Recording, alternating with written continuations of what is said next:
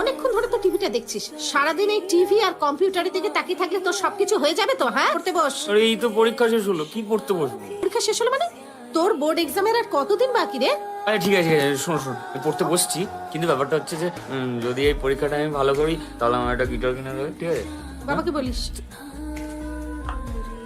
যতই চিৎকার করো তোমার ছেলে ওই শিখতে হবে, ফার্স্ট হওয়ার ক্যাপাবিলিটি ওর নেই। তোমার ছেলের আছে তো, তাহলেই হবে। পড়াশোনা কি করে ফার্স্ট হতে হয় সেটা শেখানো তোমার দায়িত্ব। আর কি কি আমার দায়িত্ব একটু বলে দাও। শোনো, আমি আমার সব দায়িত্ব ঠিকঠাক করে পালন করে বলি না, সন্ধ্যেবেলা যে দুটো সিরিয়াল শুরু হয়েছে তার একটাও দেখি না। অসাধারণ স্যাক্রিফাইস। যদি টিভি দেখাটা পুরো ছাড়তে পারতে না তাহলে হয়তো ছেলে ফার্স্ট হওয়াটা দেখতে পেতে।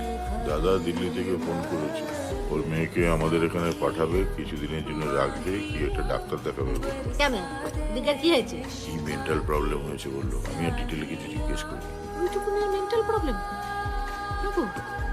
মাথা খারাপ হয়ে গেছে নাকি?